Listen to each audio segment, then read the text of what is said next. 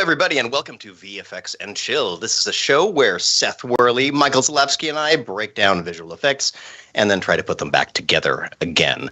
Welcome to the show if you've never been here before, and welcome back to all of our lovely returning viewers. We love all of you.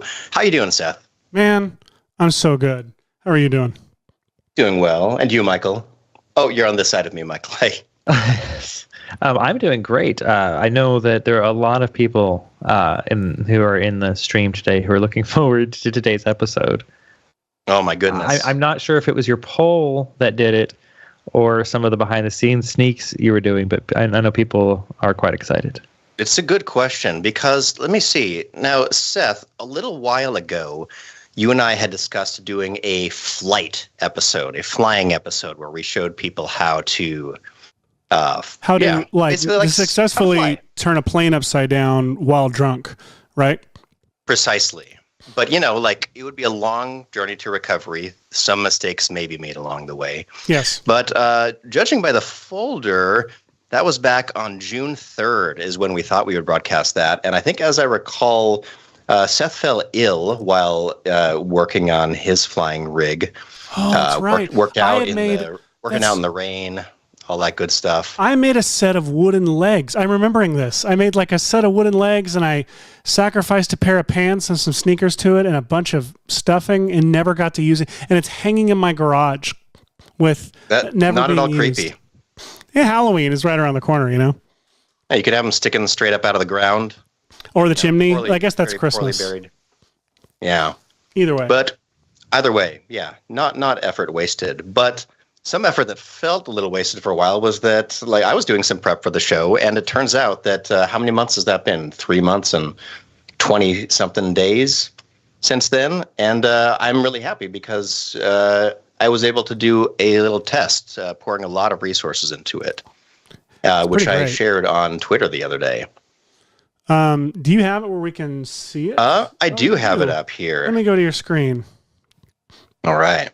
So here we are. So I decided to post this with a quirky little "someone turned off the gravity again" thing, and people seem to like this video. This is kind of fun. I feel like it's got sort of the wide angle lens and everything like that gives it a real Jamiroquai music video kind of situation, and mixed with that OK Go zero gravity. Yeah. Thing. I'm grateful for the Jamiroquai reference. Anytime we can reference Jamiroquai, I found myself asking Siri one time, play that one Jamiroquai song by Jamiroquai, and it worked. I can't remember what Virtual Insanity was called. There is it's the only one, really. Amazing. So a lot of people were curious because everyone knows I'm in visual effects. No, I don't think anyone thought this was totally real, but there were a lot of theories about how this was done. And over the last couple of days, I've been sharing just the briefest snippets of some of the things that have to go into a complicated shot like this. Obviously, it was a lot of effort. It was, we had to film it off, a flying rig that took 7 people to operate. And once we did that, it turned out we needed to throw away most of the data because I'm not very good at rig removal, which is why I was very happy that I'm very good at 3D software, which was able to reconstruct a lot of this for me. That model is also very generous to you in certain regards, I would have to say. I mean, it's difficult to not, try to flatter yourself a little bit when doing these kinds of things, but I'm really happy for the guidance of everyone on the Maxon training team for helping us achieve this level of polish. Because it looks like you're in that room, Hashi. I'm very pleased with the interaction here. Obviously, let's see. Do I have it open up? Oh yeah, here we are.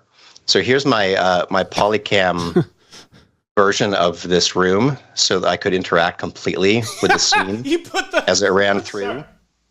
So it's one thing to see the Polycam, but it's one other thing to see the skeleton flying around in it too.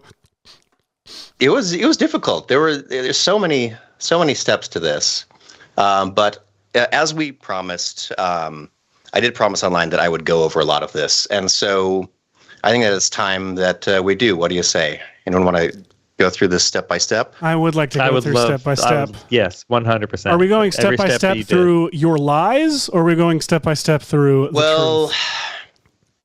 Okay, you've called me out. That's what I do. I feel bad. I'm a caller. Okay, so perhaps this is not a full CG recreation. I love that you pixelate in. Like that's how this kind of stuff works. That's how you know all 3D software works.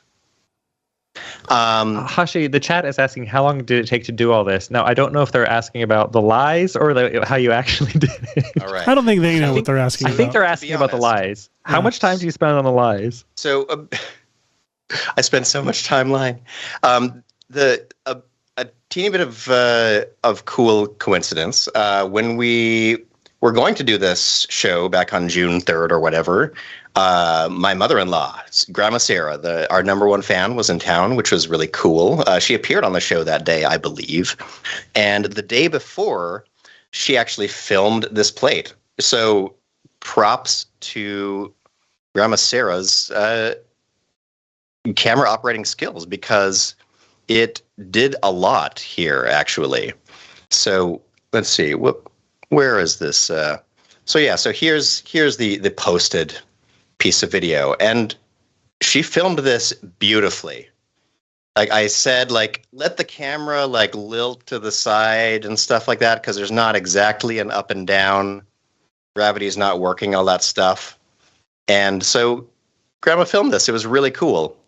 And so I decided to bring it upstairs, and you know what? It's time. It's time that we reveal that.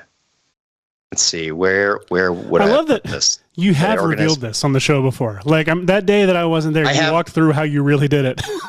Yeah, if you check that out, you would know this already. So, hey Hashi, maybe keep that mic real close to your face, because I think it's trying to cancel you out. Okay, so here we go. So I've got the real footage here, and let me just oops, I guess I should probably just adjust it up a little bit so y'all can see. Here we go. Just blading, man. Just blading. Just blading through the house. Just blading around the house. Most people don't know that this is what astronauts really look like on the International Space Station. But no, so the camera move helps it feel weightless, because she was doing a great camera job. But your acting also makes it feel like you're not stumbling around on roller skates. I wasn't prepared for the core strength required for this specific posing, and I would not know how to direct somebody else to lean as far forward naturally as possible while skating.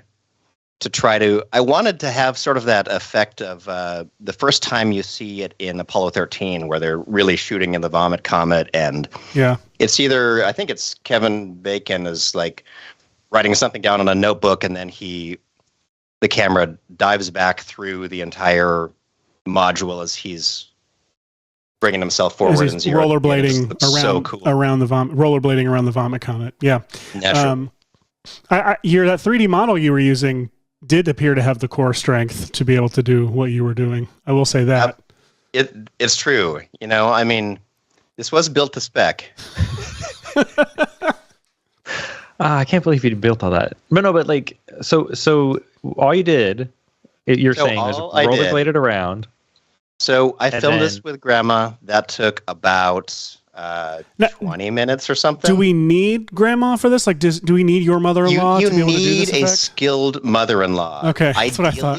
Grandma Sarah, because we know you can try with your mother-in-law, and can I try with your mother-in-law? Is that possible? Say that again? Can I try with your mother-in-law? Is that an option?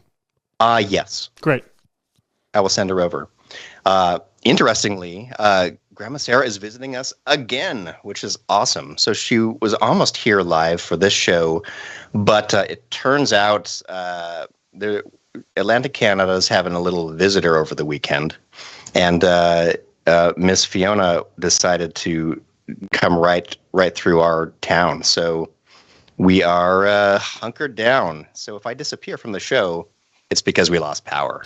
Oh man, I hope you're going to be all right. I mean, is it just like your power that's threatened, or are you actually within the? It's going to be. They're estimating we'll have some 150 kilometer per hour winds and a bunch of rainfall, and that during that time, power and internet may go in or out. So be at home and stocked up for at least 3 days. Oof, well, our thoughts and should wishes be are with exciting. you, sir, that you survived this weekend and are safe. 93 miles per hour is a high I was wondering if you were doing the math, Michael. I saw you over there. I was like, I wonder if he's it's a lot of calculating wind. it. Although I wouldn't be surprised, Michael, if you could calculate that in your head. No, I just use Siri for stuff. And especially when I need my flashlight to come on, I just say, "Hey Siri, Lumos." Why did you do that? Never mind. She turns on the light. That's just it. Alexa. Alexa, Hey Siri. order diapers. No, but go back. So you rollerblade around the house with the aid of a camera person. Rollerbladed around. Oh yeah, have we why not you- gotten to the real information? You wisely Sorry. wore a different colored top than the bottom to make it easy to be like, nope, to the bottom. Yeah. Because check this out. Like if you've got a plate like that, the very first thing that I did, I organized this project very poorly, but That was the first thing you did. yeah, organize it like garbage, just so it's always an adventure to rediscover what you did. Hashi plate, is that the one where I?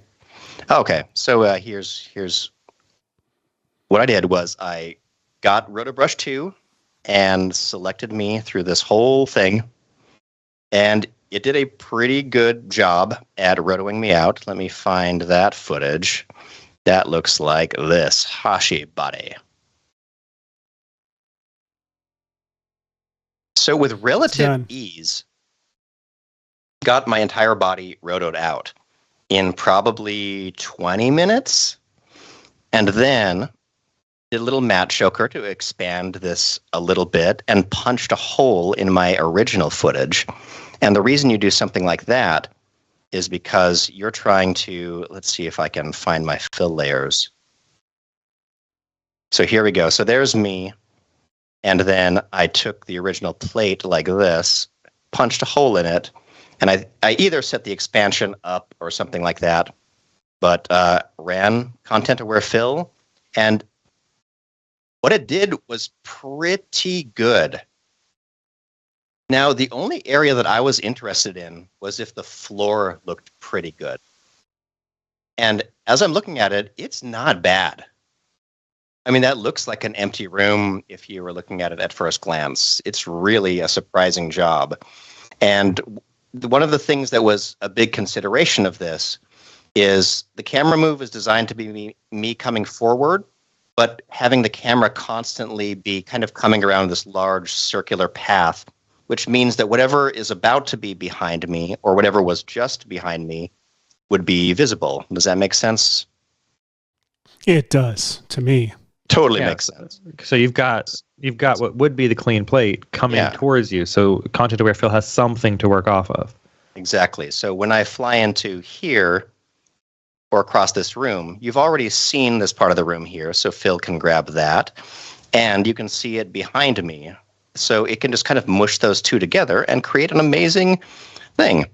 Then the next thing that I did was I just took my rotoed full body scan thingy, or full body roto, and because this shirt is drastically brighter than the pants, it was quite easy to just open this footage and then grab the roto brush and make a selection that is just the shirt, basically. And so I think with almost no other keyframes, I was able to just sail through this and get a good shirt matted out. And then I put a little garbage mat around it, which gave me this. I could have organized this before the show, but what fun would that be? We've got 2 hours to fill. So then I ended up with this, which many of you did online suspect was what had been done. But what's really cool is that when you combine this with the empty background, it's a really cool effect. Which what did I call that? I think I put together a simple comp that shows this. Oh, don't analyze me. All right, here we go. So it looked like this. Then. Looks so good. Like even this looks amazing. It's like got this weird like powerful Lieutenant Dan vibe. Oh, I think these are out of sync. But you get it. Yeah. Now, Hashi, Nick from the chat wants to see the plate of you with rollerblades on your hands so you can get the footage of your legs kicking around. Ooh, that's a good idea.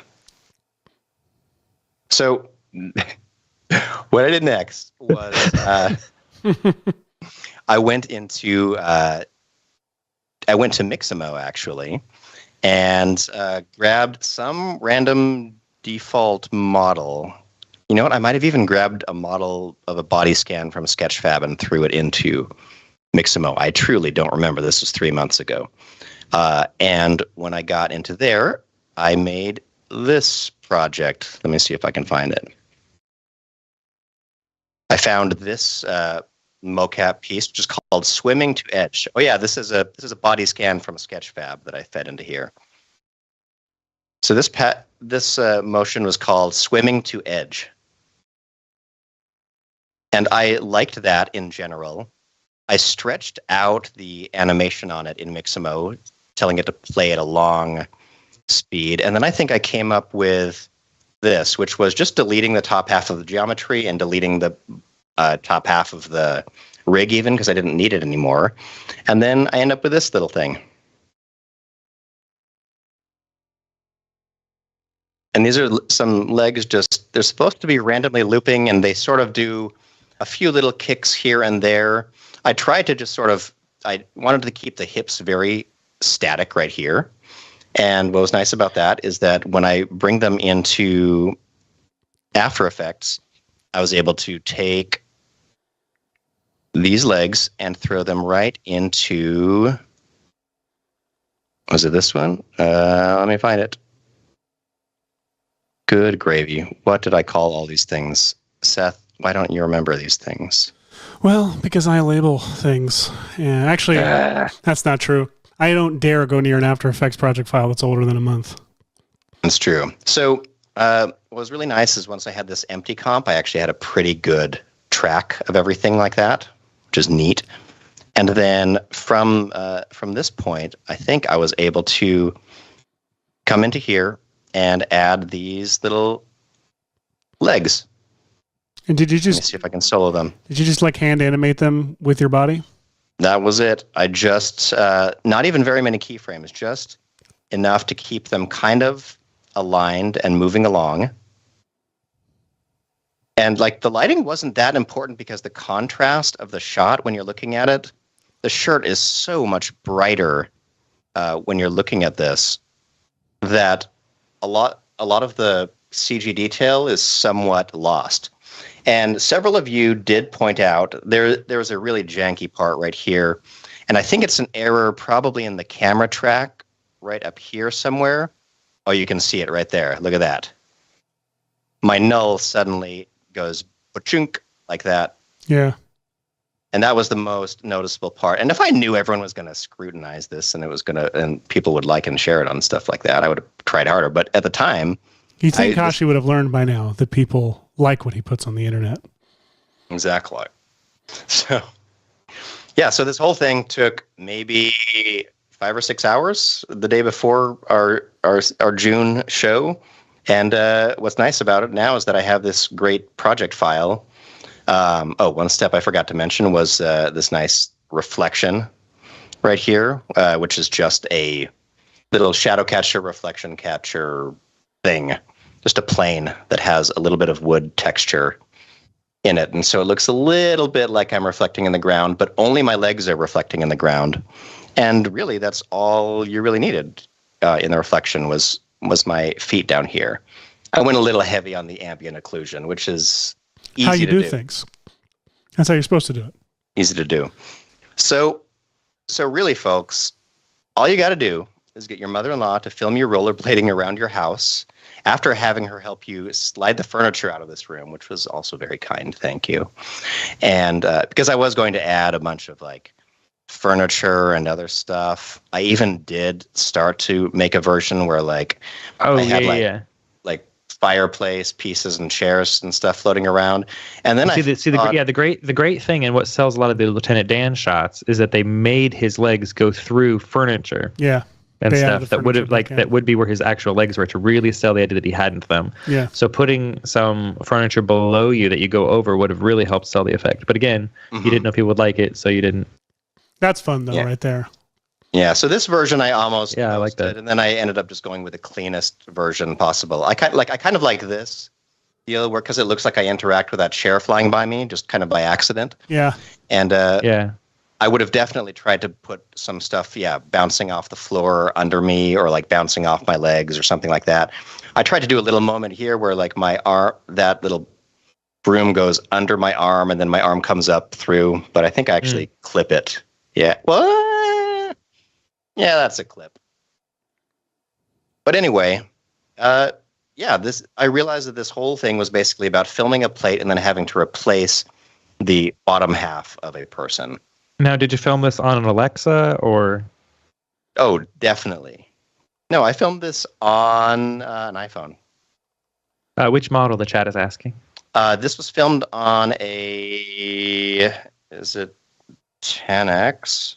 I don't remember. I used to pay so much more attention to what these were. Now I don't remember. Is this like, hey girl, what are you? What are you? What model are you? So it's covered up with my little magnet. Speaking of hey girl, what are you? Here's what today brings us to today's goal of the show, which I believe now that you've given yourself these new legs, we want to take them away, right? And we thought, why don't we?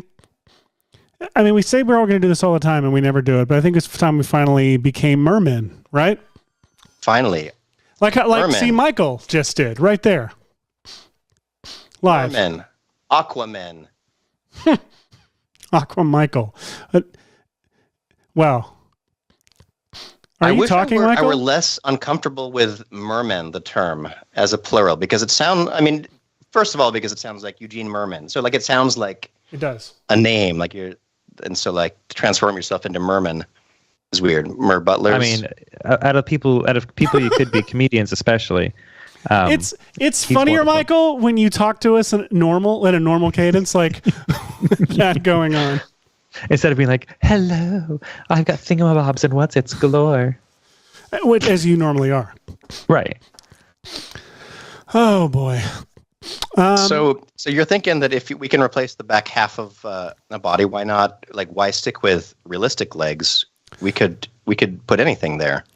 That's what I'm thinking. So like you've got this plate already like made to be able to do some mermaid stuff, and I have an idea of what you're probably going to do. So dive onto Google and look up mermaid stuff, and send us your favorite results. Yes, please do. Before we get to you're doing, like I think what we like to do is live in your world and watch what you're doing while I might be doing something over on the side. I am thinking about this one mermaid gag from the great American film Zoolander, in which fantastic. I don't actually know how they did it, but it looks like they just shot down at Ben Stiller and he acted like a mermaid, and then you could just roto out his foreground and add the tail behind him and do all the caustics and stuff. It's pretty phenomenal because even though it's for a gag, I remember in the theater probably seeing this and thinking, that's funny. I don't think I've ever seen a live action CG mermaid comp yet. No. I've seen Splash. This is years before Michael would turn on this Snapchat filter and show all of us what it would really look like. So I'm thinking about, I went and shot a plate today in my garage where... In your aquarium. In my aquarium of me pretending to move in slow motion. This is in full motion. I love that. That's how I move normally. That's actually my resting state. That arm performance looks really good. Like you look like you're underwater. It's This is Seth _default_idle. This is 100%. This is me. This is my resting state. Watching television, sitting at my desk. So I actually went ahead and I rotoed myself. Dang. So I've got this roto all ready to go. That's phenomenal. Even the fingers on the hands. That's phenomenal. Well, and the thing is, we did a poll today. Hashi, can you pull up that poll real quick? Oh, let's see. We did do a poll, didn't we? We've got if Awakeland and I turn ourselves into mermen on VFX and Chill today, should we be A, topless, relax, cover that up, please, or Eugene Merman? I forgot to set a duration for this poll because obviously we're here live. After the show, the vote might change drastically once people see the results. I do like that Eugene Merman kept up a good lead, like for a while, but it appears Eugene was ahead for quite a while in the. I'd like to know who voted "Cover That Up, Please," and I'll reveal their names now. Their names were our wives. I actually asked. No one should get to see that glory, but please, I've gotten too many calls today already. I asked Arlie. I was like, "Should I do this?" And she was like, I don't think the internet wants that, and I don't think you should." That said, I have this in an Essential Graphics comp, which allows me to, if I want, just go down to this little shirt check mark and just check it to off. So I have the version without the shirt as well. We can go back and forth in the comp, depending on what we feel. Shirt and watch come off, huh? No, the watch stays, as do the glasses. The AI doesn't register watches as clothing. They're under the accessories category. Otherwise, the glasses would have gone too. That's right. This is Roto Shirt 2 in the new After Effects beta. Shirt brush is actually probably what it should be called. Enough of me and my shirt. So this is amazing. So what I'm realizing now is that we need a tail. We do. Hashi, that was a great segue to your screen. We need a tail. We're just a couple of guys looking for tail. For a 3D model. So the place that I went looking for a 3D model was on Sketchfab. And I did find a delightful project. Let me see if I can find it the way it comes in by default. So someone else had built this, which is nice of them.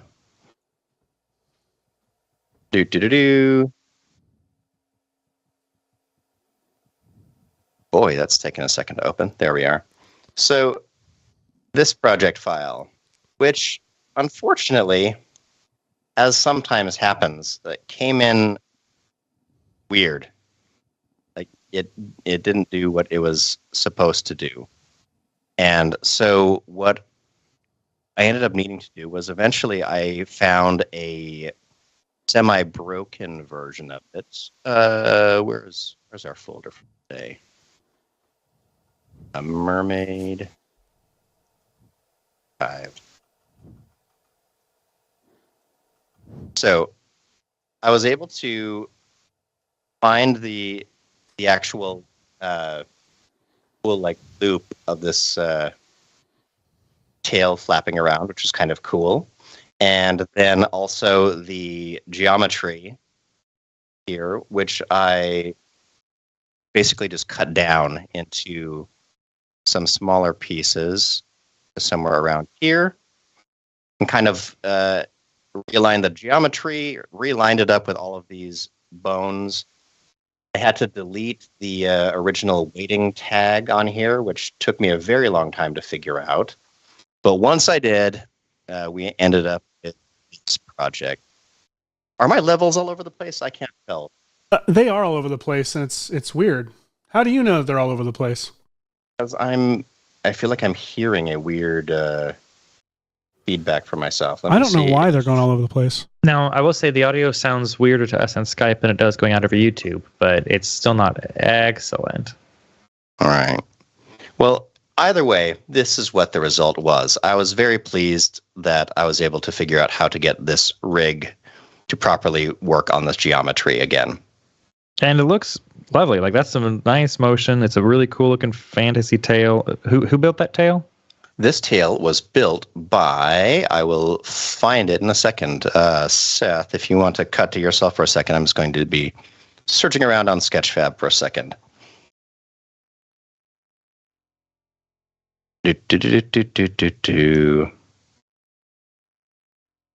All right, it is. Oh, I'm muted. I was talking. What's okay? It is. Who? Can I go back to your screen? Yes, it is Baby Mermaid by Nye Lonely Company. Okay. So pretty cool. Excellent. Thank you so much for this tale. Well, I will bring in that tail into this comp, and we can see how well it does. I brought it in here to element. Oh, you actually can't see the element thing, so that's because of the way I'm sharing my screen in here. But let me just real quick switch it over to. I'm going to give it a texture and element. Let me go back to you, Hashi, while I do this. No problem. All right. So what was kind of nice is that I happen to have a nice null that was where my legs previously were. And if instead I swap out the sequence for my legs with the sequence for this tail, look what I get. Nice. That's weirdly horrifying, to be quite honest. It's gorgeous. It's unsettling.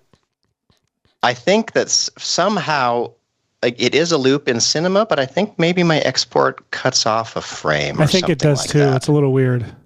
So I don't know why that happens. But that happens to line up pretty darn well.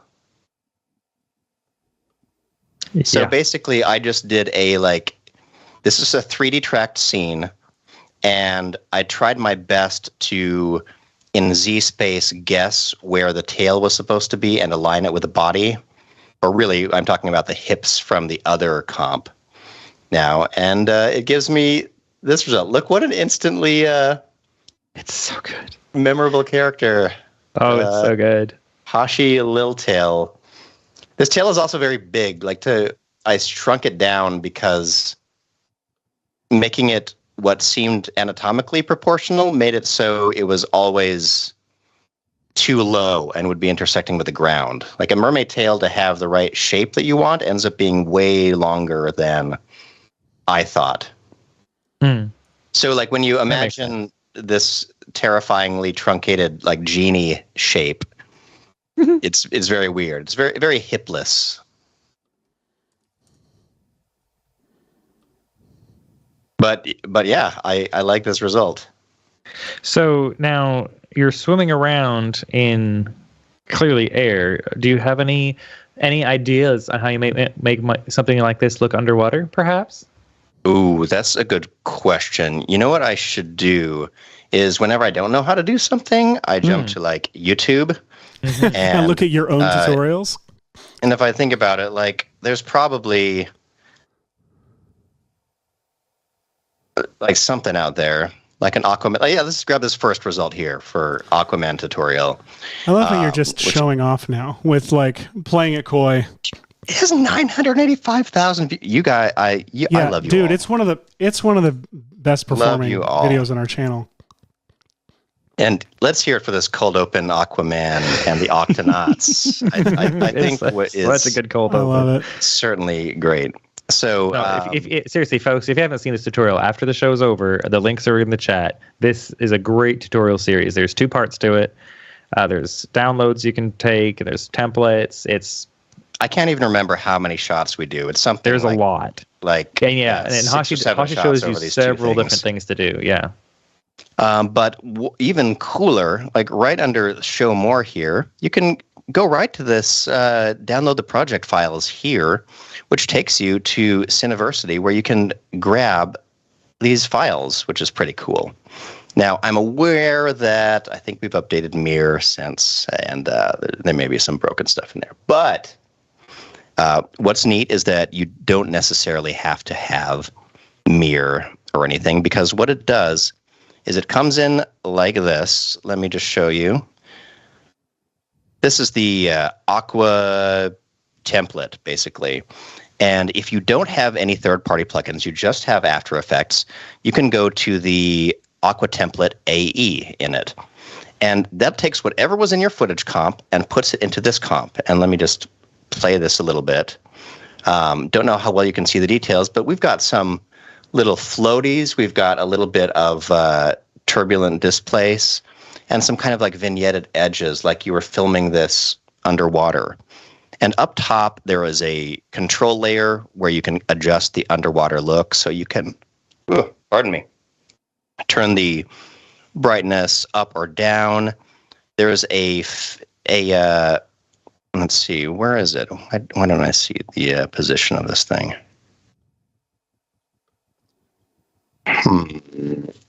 Wait, show, there we go. There's a light in here called fake shine position. And what that is as you move it around, it does some fake volumetric rays for you. So you should put it where the light source would be in the scene. Exactly. So like if it's up here, then you get sort of this like streaming in light from up here. And you just put that wherever you want in your footage. And you've got the floaties, you've got that. And not only that, but there's a footage folder in here. And in here, there are some pre-rendered light beams that are kind of that scale, some pre-rendered ones that are this scale. And if you want, you can go into, your template like this, and you could augment it with extra stuff, like by putting this up top, setting it to a screen blending mode or something like that. Perfect. See, it's good enough for a meme. For something, yeah, exactly. Now, I see that there's two templates. There's the vanilla AE one. What's the RG template look like? Now, the RG template, what's kind of cool about that is that in here, we've got some cool stuff going on. We have Form creating this underwatery atmosphere. You can see there's this sort of like smoky kind of effect and these little teeny floaties. You can adjust the amounts as you want. It looks a little bit like a star field. But what's cool about it is that it's a true volumetric thing. And so, for example, in this one, if I paste my 3D camera from my original into it, and I'm going to scroll through this, you'll see that I actually have I don't know if that's playing fast enough that you could see, but this is a real volume of lilting around little bits and stuff. And there are a lot of particles in here. Right now, it is something like, doesn't the info panel usually tell me how many particles are rendering? The effect control window does now. It's a lot. It's 52 right times 68 times, 134,000 total particles, but somehow 365,000 particles visible. Oh, there are probably multiple systems. Right. So check this out. So it's a real 3D set of volumetric things moving around. It also has a shine effect in it, which is kind of cool. But what's neat about this shine position is that you can move a 3D layer to wherever you want your light source to be. So for example, let's say we went to our footage comp and placed in this Hashi with a mermaid tail thing. Now, if you went over into the RG template with that camera pasted in there, you now have these little floaties that are passing through in the proper 3D space, and you have this little guide piece that adds the shine to it, which is kind of cool. So right now I have it turned down a little bit. I could turn the effect up even more if I wanted to. Turn the threshold down a little bit to make the light beams a little bit more apparent. Somewhere around here, I could even boost them more if I wanted to, but I don't really. Oh yeah, that's good looking. That looks like in like 1992, like if someone's spirit was getting knocked out of their body. Yep, 100%. Yeah. But yeah, download that free template and apply it to your footage, because when I apply it to mine, I would make this a little bit less saturated than it is here. But yeah, it can be kind of fun. Just a very quick, automatic way to create some kind of an underwater look on top of your footage. I mean, you've got the scene tracked in 3D too, so you could easily put in little footage of like underwater plants or rocks or grunge on the walls or whatever, really. It's true. What did I render this out at all? I'm trying to remember if I rendered a version of this. Hashi tail. Oh, maybe it was this one. But yeah, so here it is with very few settings changed. And already, now I have a reason that I can be flopping around with this tail. Oh, it looks so good, Hashi. Ridiculous, right? And it all just from rollerblading around your house and trying to make the top half of your body as horizontal as possible. Nicely done. Thank you. How's it going over there, Seth? I have to fix one little thing. Hang on a second. Here we Pardon go. me. Hashi, with tech like this, anyone could be a mermaid. It's true. And anyone should be a mermaid, you know? Even if I agree. Should be. Anyone who objects to mermaids being other things needs to remember that mermaids aren't real. They can be whatever they want. They can be whatever color the creators want them to be, because they're not real. Very true. Same with dwarves and So ogres. mine was pretty straightforward. Just take the roto. The Zoolander Oh my gosh. approach actually works fairly well. That is, I would say, like almost exactly as high quality as the Zoolander one. the Zoolander one. Like, that's amazing. So the trick now is,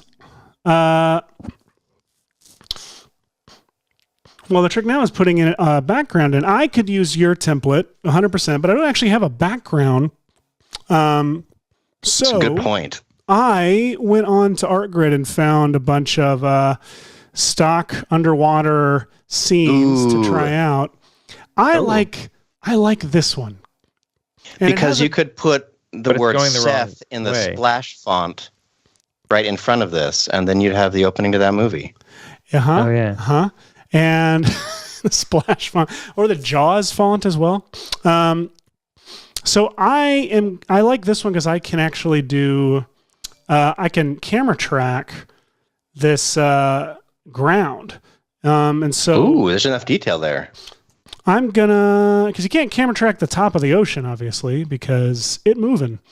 So I'm gonna real quick make sure that I'm gonna pre-comp this background.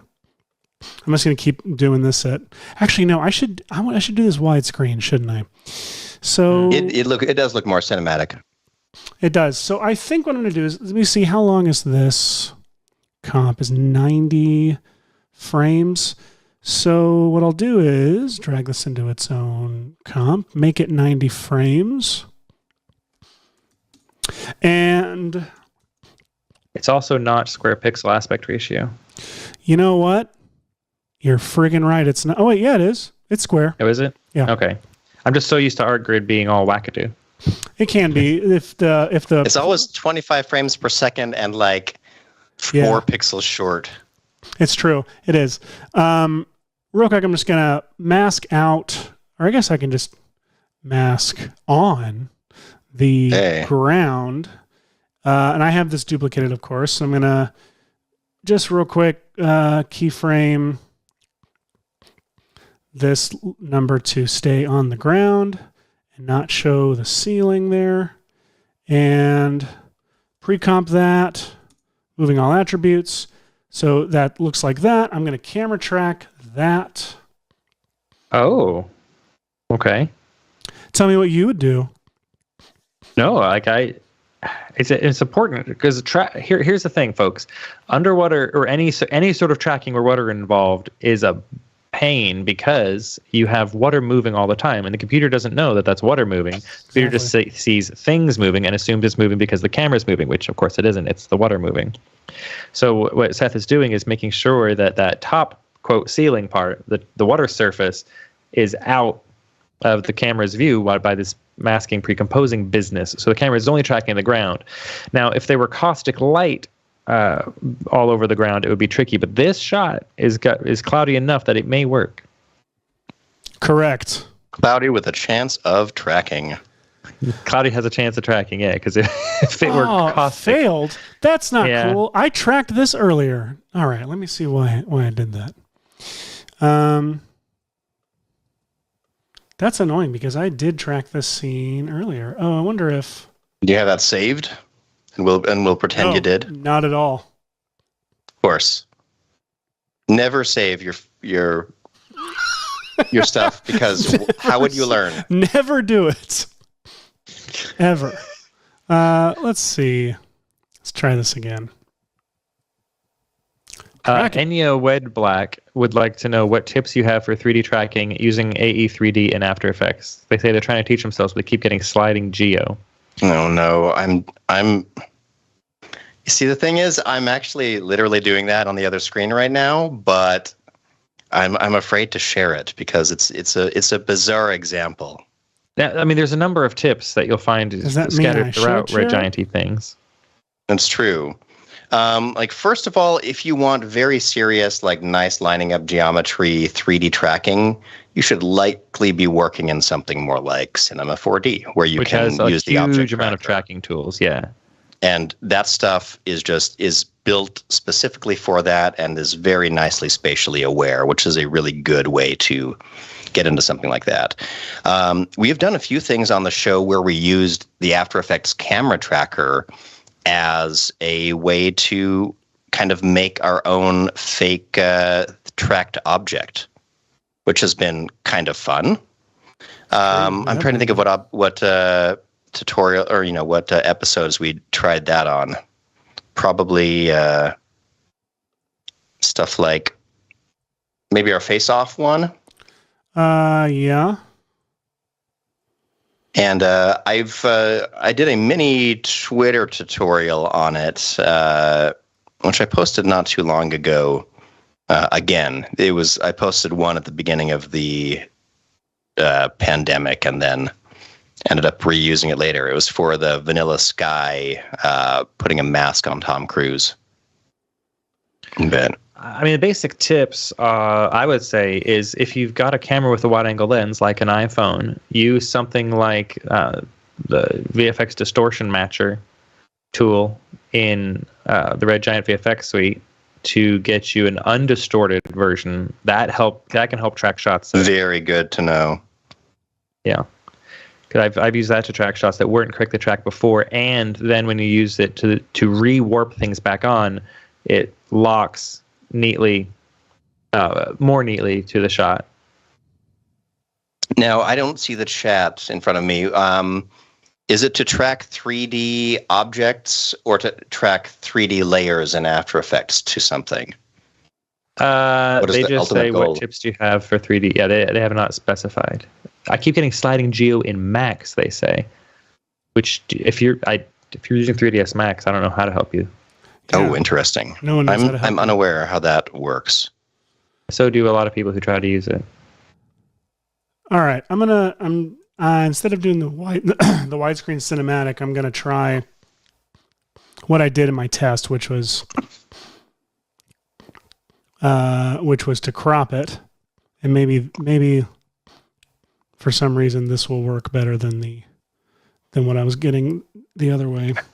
And sometimes if you're trying to track a scene like this, you can pre-comp it first, throw on some brightness and contrast, and or some auto contrast just to give it a nice wide range of grit for the tracker to grab onto.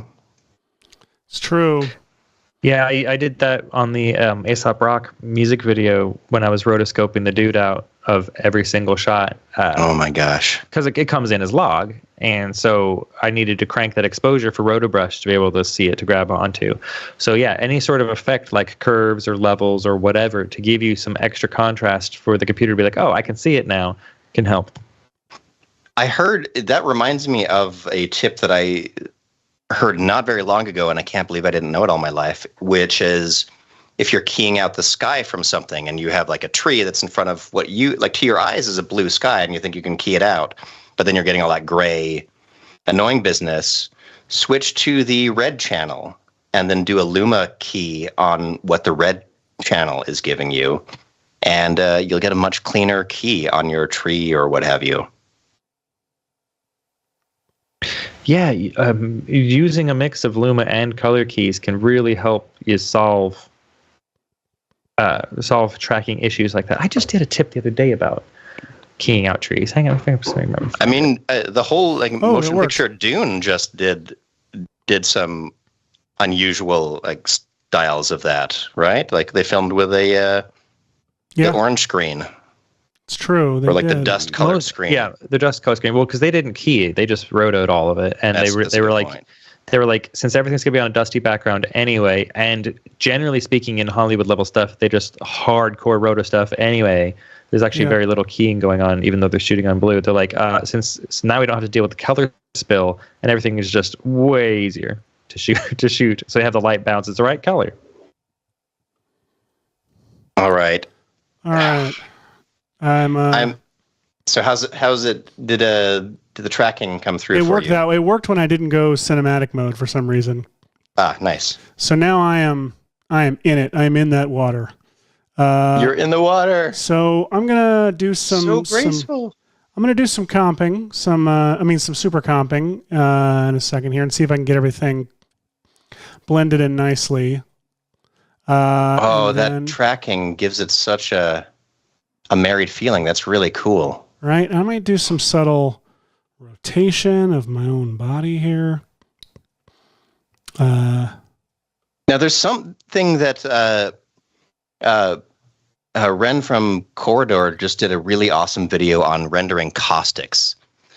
Caustics are the pattern you get from bending reflected light.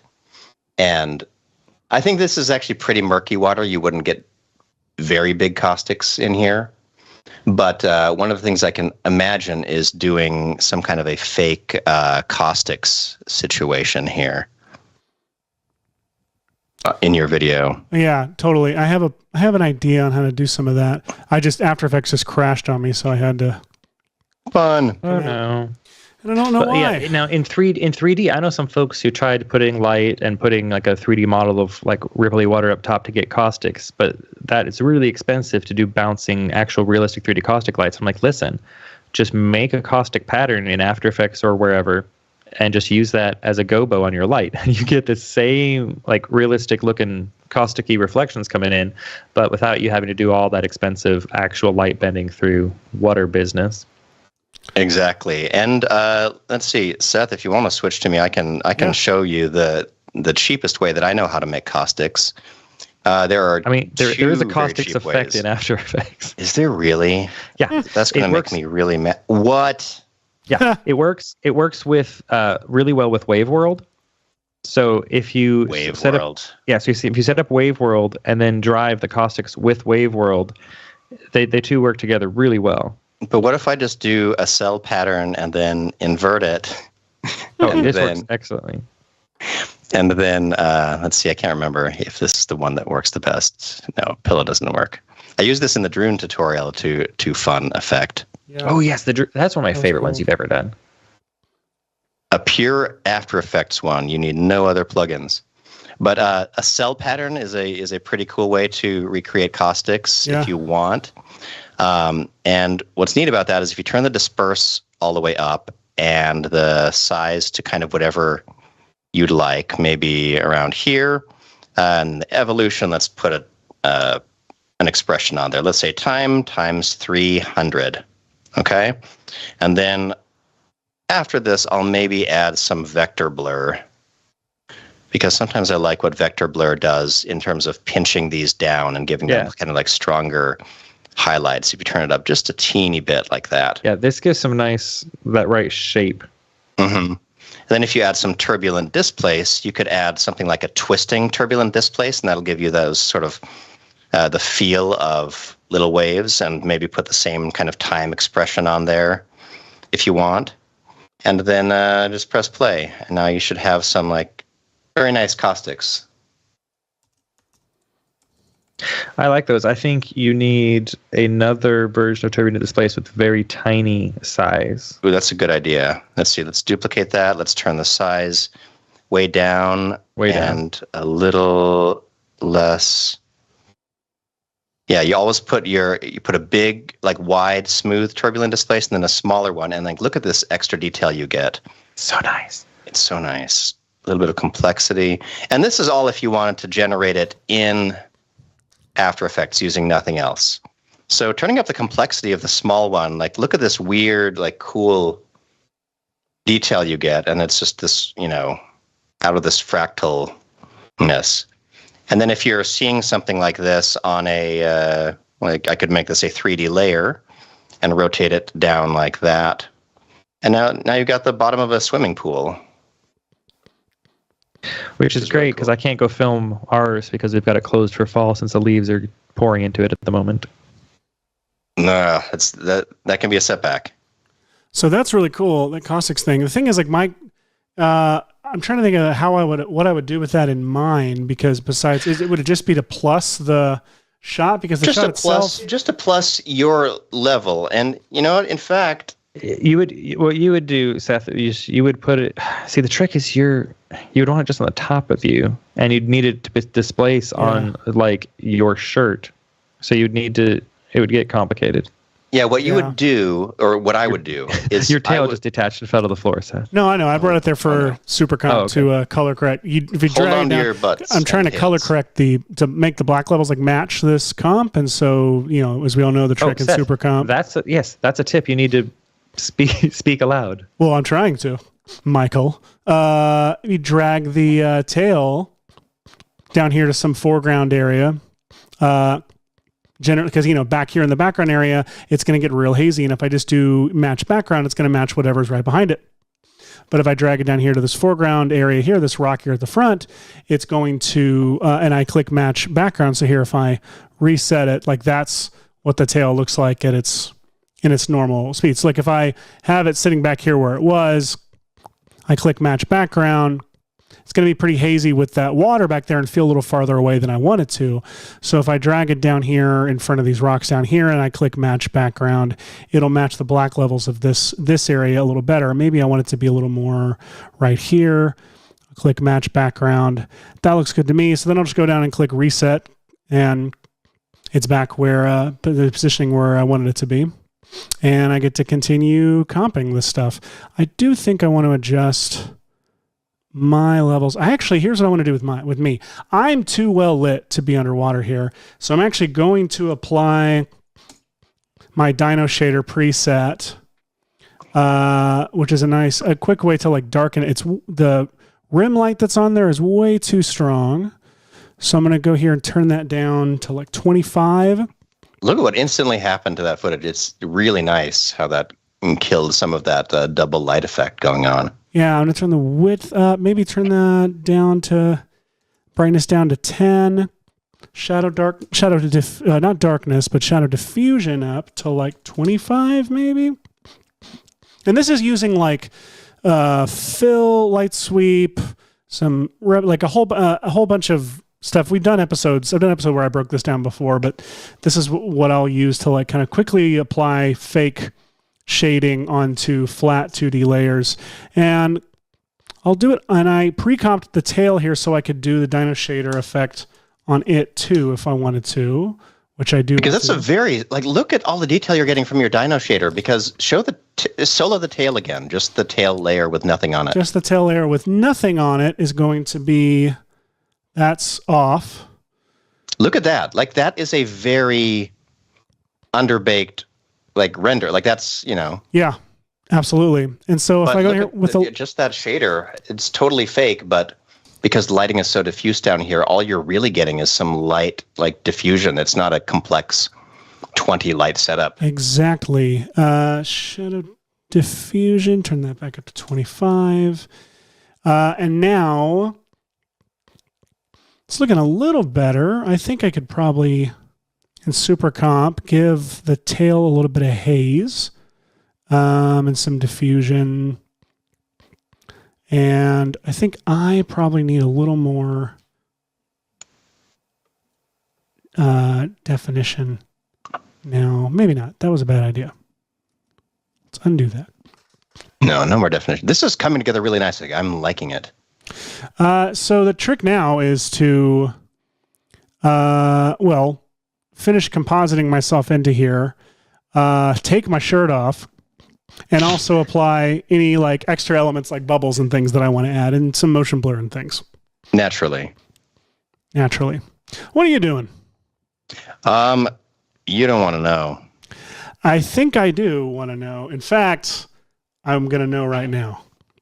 Well, nuts. Ladies and gentlemen. Hey, everybody. So what I'm doing, which was a little bit sus, as the children say, is... Did I still say that?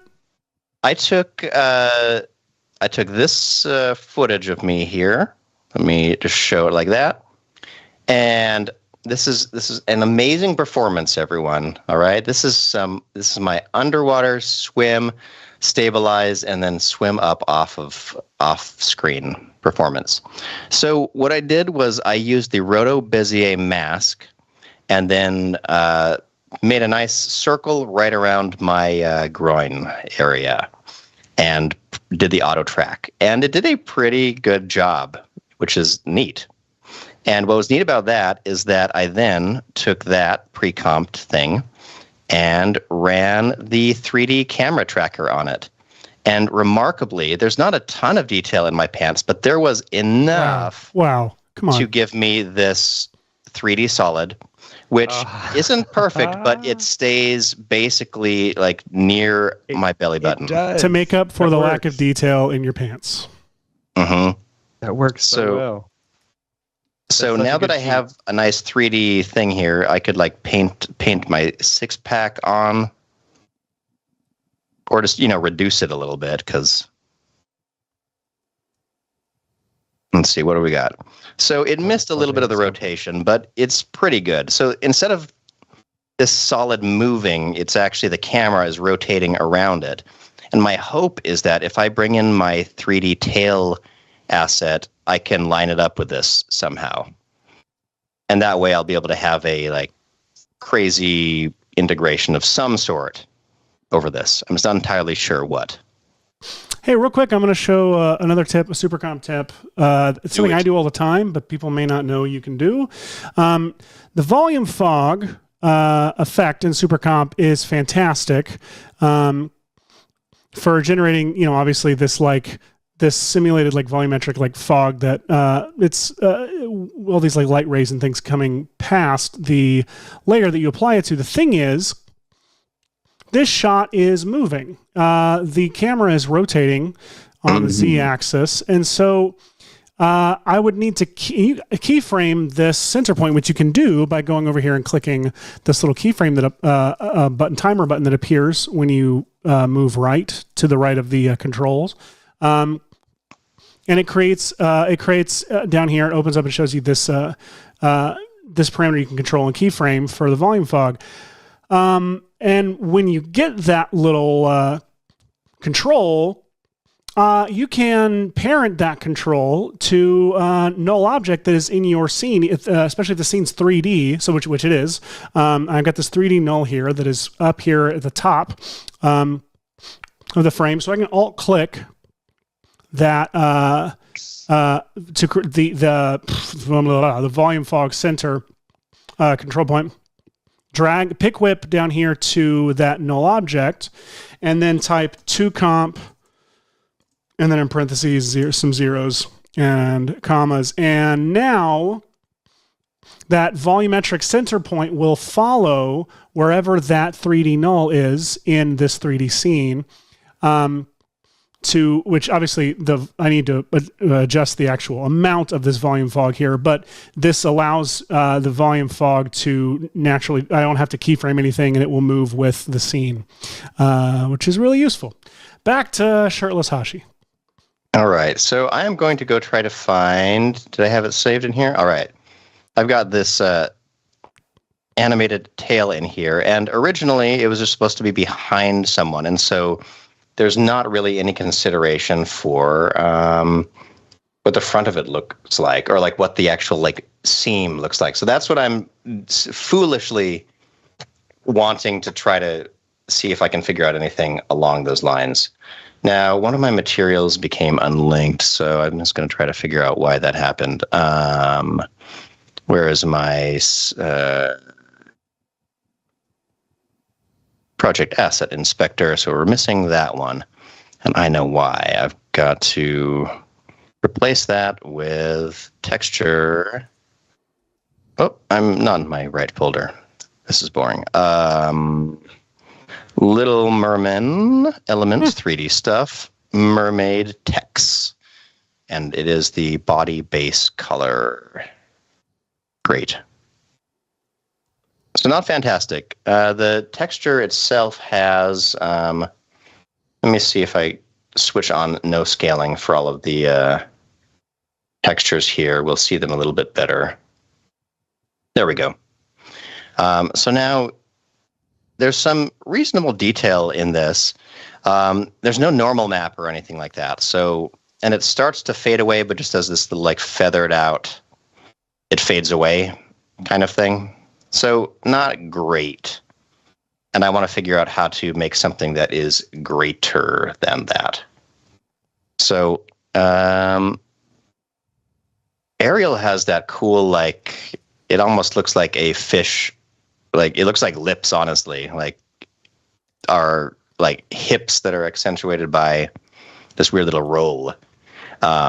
And there's also the option of some kind of cool, like the scales fall off or something like that, like a fall off pattern from fish scales into human. I don't know what I'm going to do. Let's just import that, the actual thing here.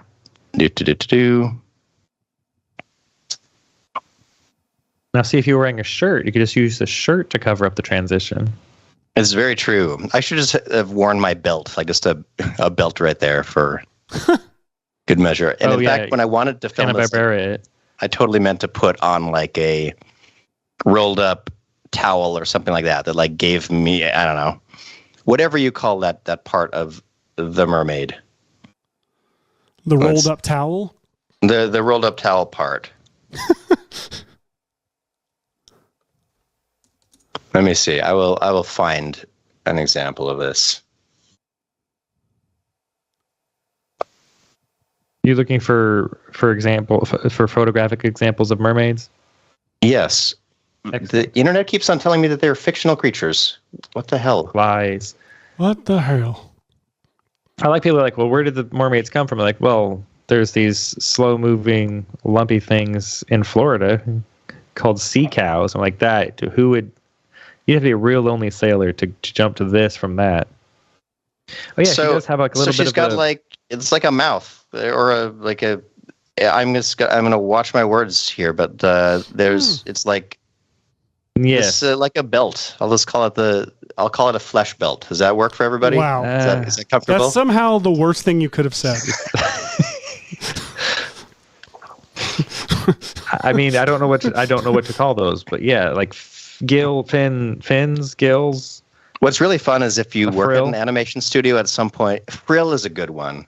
They definitely would have had a name because whoever's drawing them and animating them needs to get them on model, and like you'd have to make notes on it. Anyone who's a big Disney fan, can you tell us what those frills on the Little Mermaid's waist are, please? Thank you. I mean, it's an amazing, because I never even noticed it until we started talking about it that they did that. It just feels so natural for those to be there, but that is such a cheap and easy way to deal with that transition from human to fish. Because if you try to do just a seamless skin transition where it goes from human skin to suddenly scaly, like that's a tough transition to make. And just going, yep, there's a belt.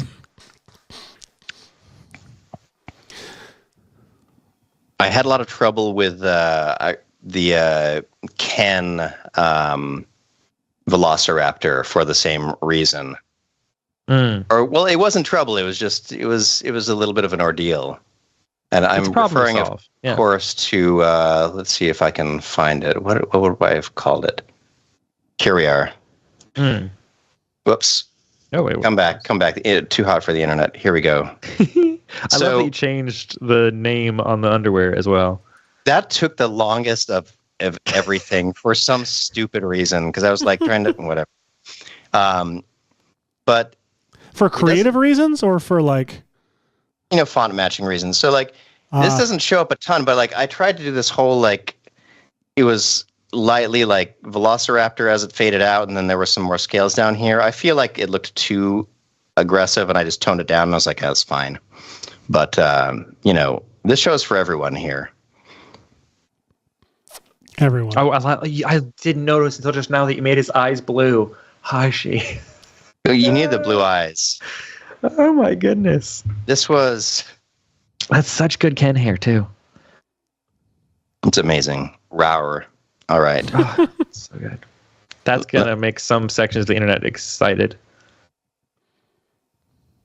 I should retweet that right now. What do we say? No, don't retweet it now. Focus on getting what you've got. 45 minutes to finish your visual effect. What? Why would I set myself up for failure like that? Who came up with this show? David Fairchild suggests fishy rough as the fishy rough as the term for those lips, frill, gill things.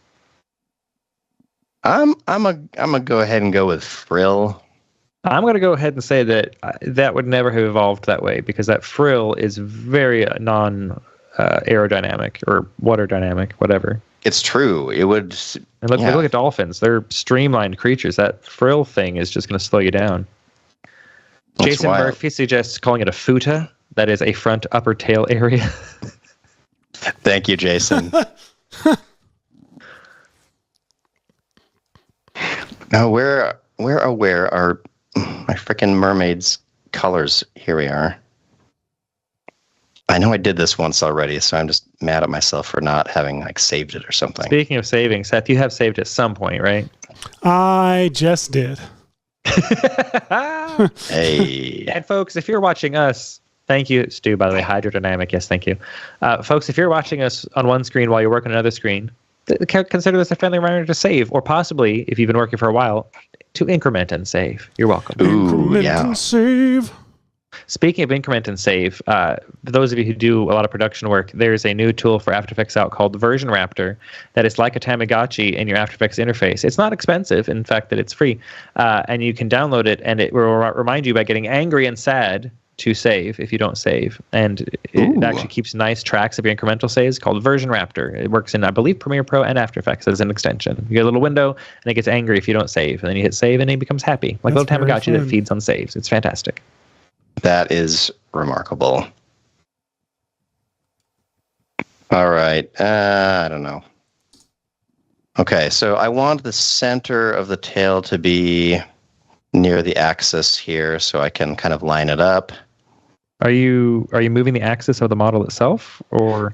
Well, what's weird is if you have a 3D sequence and you move the object, it doesn't move it for every frame. It gets really confused about where the object center was. So I'm going to double check it if the hips stay in place. Okay. Oh yeah. See, it's doing it.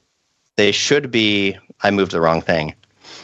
This is a weird element glitch. So that should be centered always because that's the joint that's not moving, but it's doing this now. Yeah, I don't remember what I did Hashi, to fix that. If you happen to know somebody who's making a different plugin for 3D stuff and might be refactoring some things, maybe talk to them about this sort of use case. That's a fantastic idea. If only I could find someone who is working on something comparable just like this. What was I looking for? If only. Okay, I'm going to re-import the tail, delete that one, and then apply my new textures to it. And also tell these both to render both sides. Okay, now I've got more of this tail. What are you doing over there, Seth? I'm swimming. Providing you valuable. Whoa! You can't just leave and come back all swimmied. You All do swimmied. look more hazed. Yeah, I did more haze. It needs more haze. Oh, I said you did more haze. I did more haze. Your fingers look a little Hot. I know. It's driving me nuts. So It's the dino shader. It's the dino shader. It did it again. I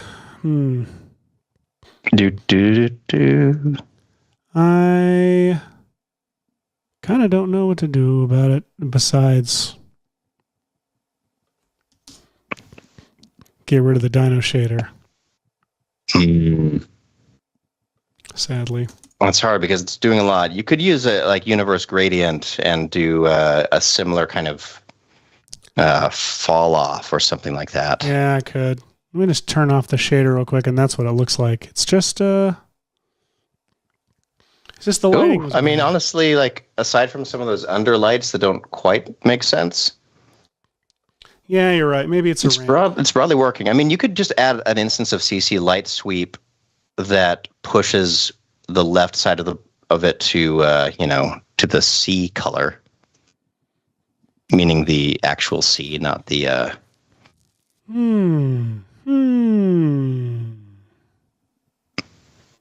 Let me think about that. 270-ish.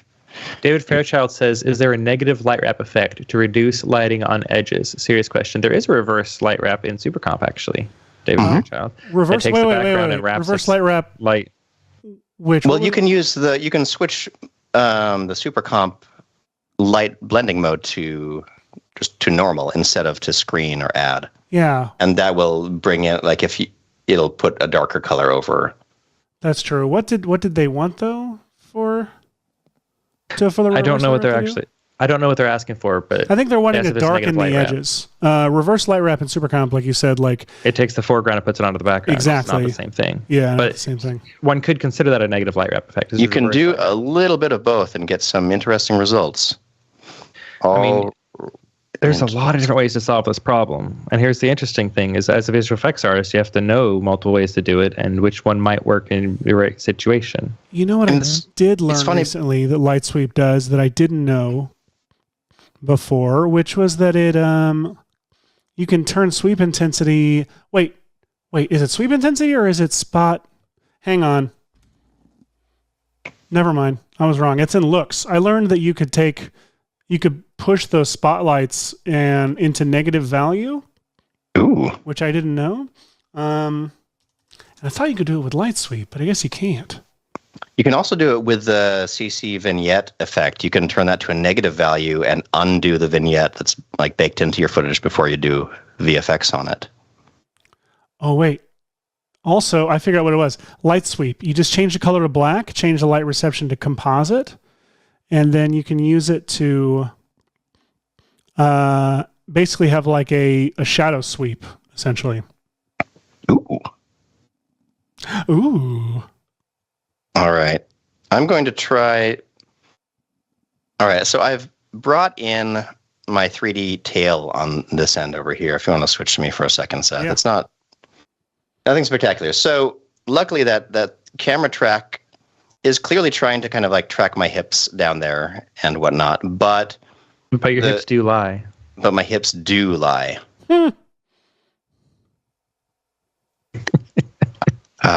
Fantastic. My wife and I would not be together today if it weren't for Shakira, who introduced us at a party. Oh, yeah. That's the best. How did you two meet? Well, you know Shakira. You know that song, Hips Don't Lie? Well, yeah. So do I. We lied to each other a lot about future prospects.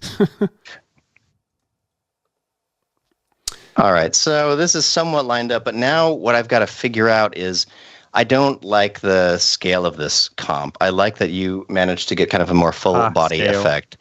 So I'm going I don't like the fish scales here either. I'm going to shrink my footage to 50% the size.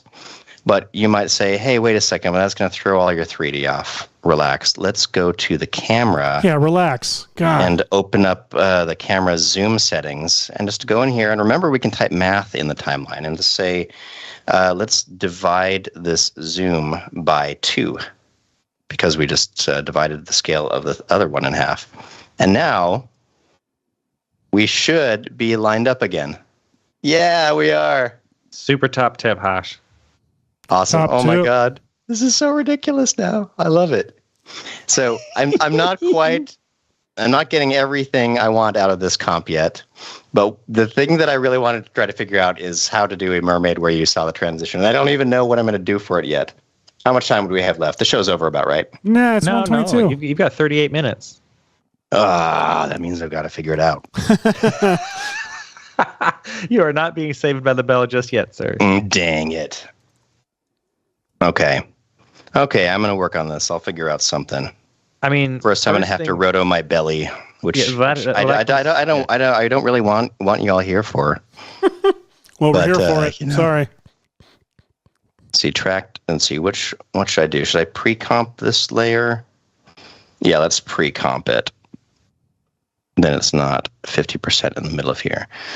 Okay, now here's a challenge. I'm trying to think of how I could move myself and maintain the 3D track. I don't know if I really could. I could rotate the X on the camera up. Well, hang on. You don't. What are you trying to do? Exactly? Well, I didn't like how little of the tail you could see when it was framed tight. Oh, so you want to cheat the tail angle up? Mm-hmm. So I want to get more. And now it's weird because I'm framed dead center. In an element, just bend it. That's true. Would that work? I guess I could I could change the X rotation on it and do like. Yeah. Oh yeah, you said bend, huh? Not. I mean, that works too, but I meant the distortion. Okay, so particle look, deform, bend, enable along X. Let's bend. Whoa! Oh, look at that. Now it's like a cool. Whoa. Boom, boom.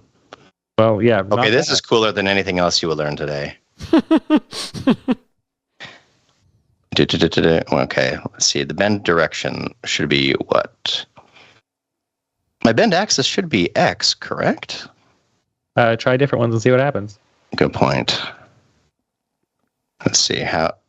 That's there we more go. Right. There you go. Yeah.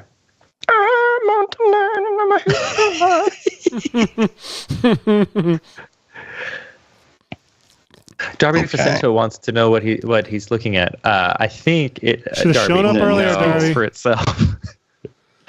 Yeah. Well, what kind of explanation are you looking for from us? David Fairchild says Hashi going aerial bold, which number one, great joke, and number two, that is the joke Frigby Chillweather would have made. Where is Frigby? Whoa, yeah, we're fantastic. What has happened to Frigby? Ariel bold. Oh my gosh.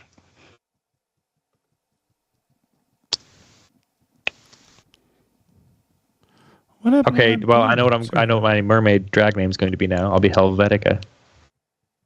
Ooh, I like it. Triple joke for people who are really into it. Let's see. I've got to fix this scale here. Got to give myself more hips. Mm-hmm. Now, so are you going to be basically rotoing your upper body and putting you over top of the fish? Something like that. It's going to be a little bit weird. So You one might thing not that need to roto if your jeans were blue enough.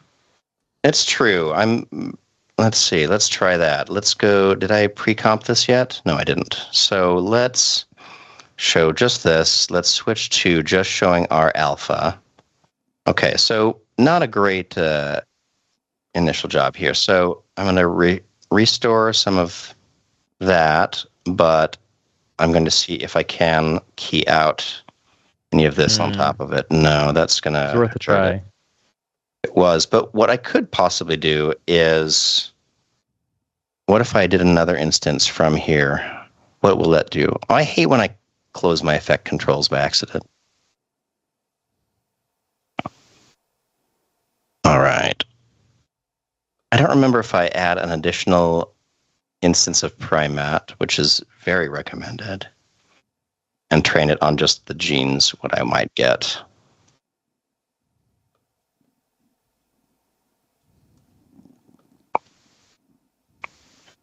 It might at least give me a clean enough mat down here.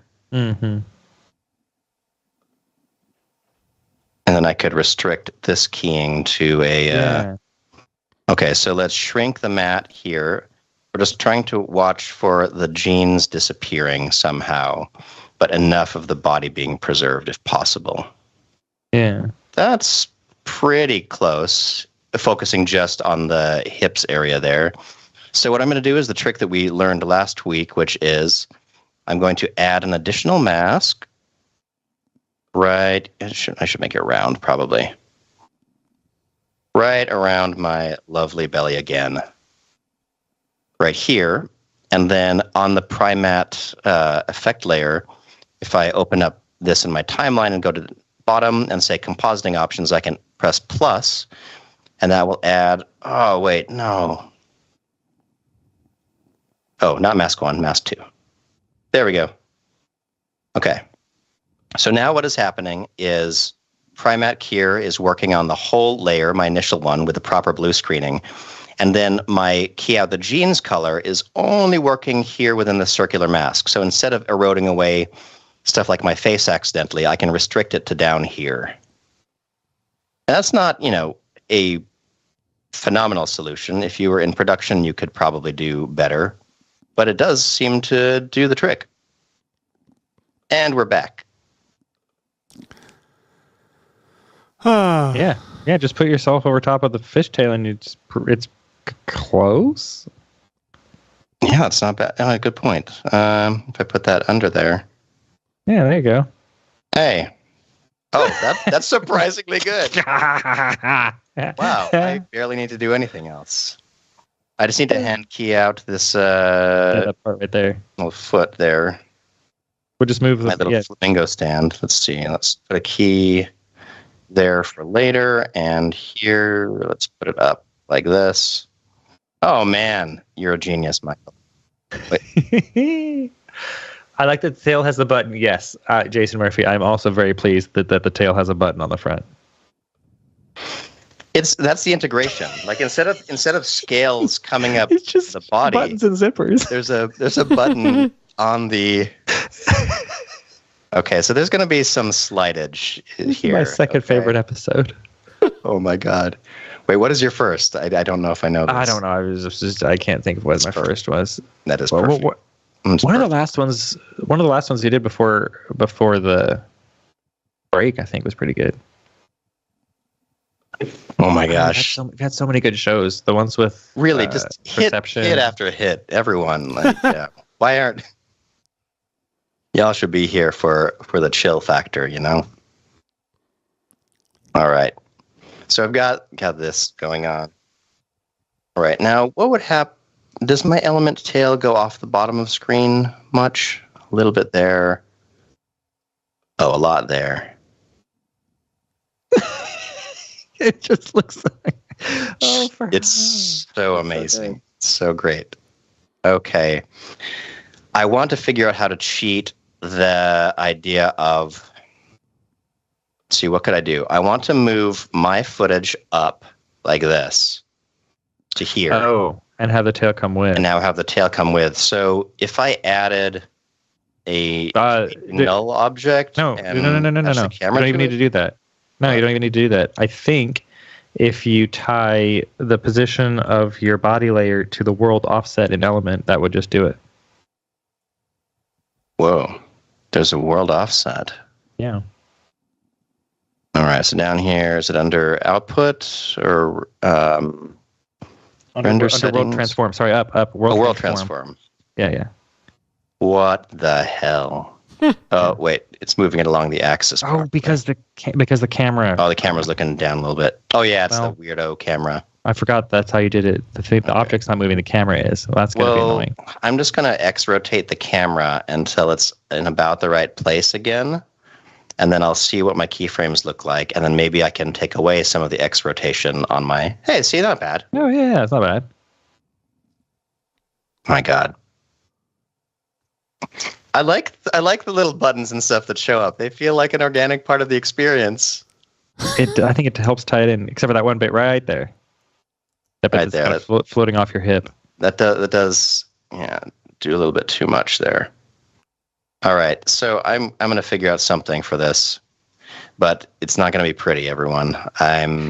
Well, hey Hashi, please put a light in your scene on the left side, screen left, to get the fishtail to at least have some lighting to match yours.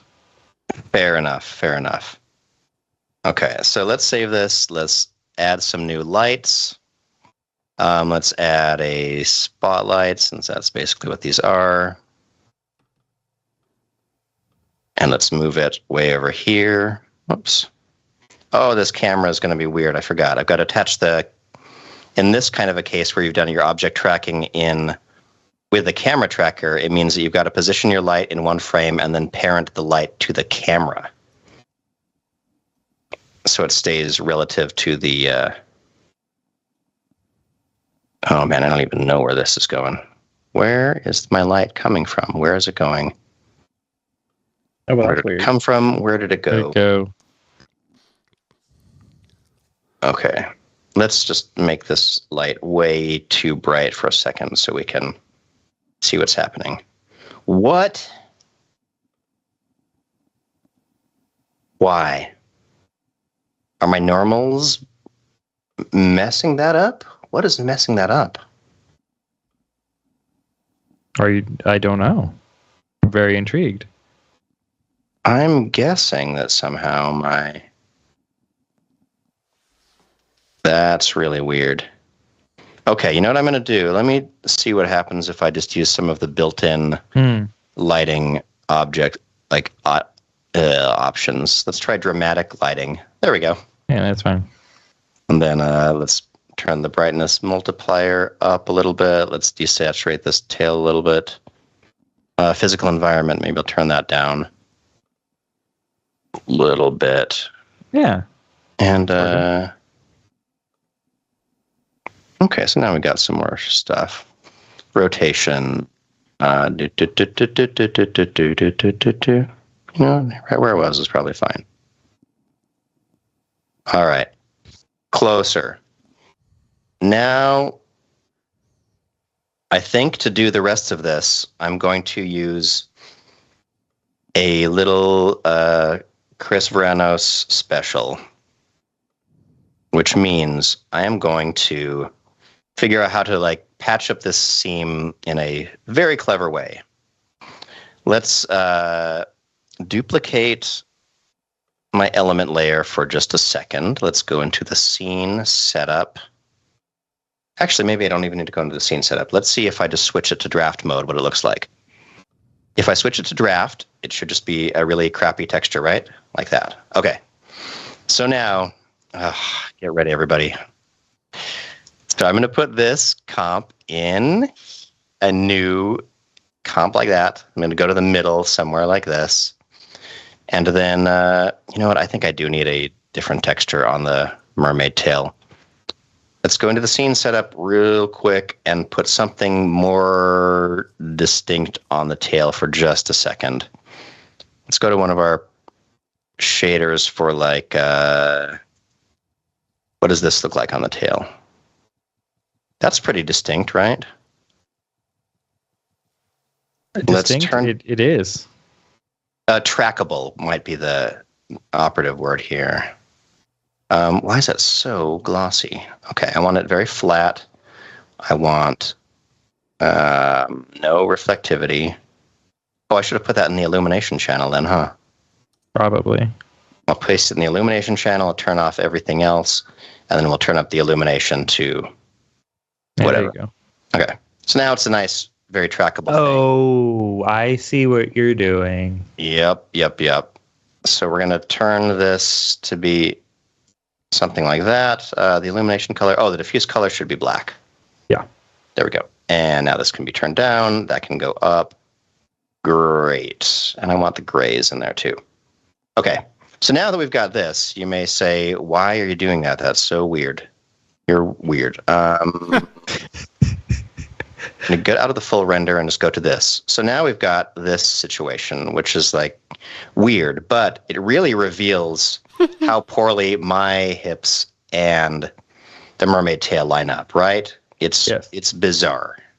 So what we're going to do is over here, this is a pre-comp with all of this in one layer, which is nice. And now, good God, I'm going to go to my Vranos plugins and to Lockdown. And here in Lockdown, I'm going to press the pop out. And in here, we've got...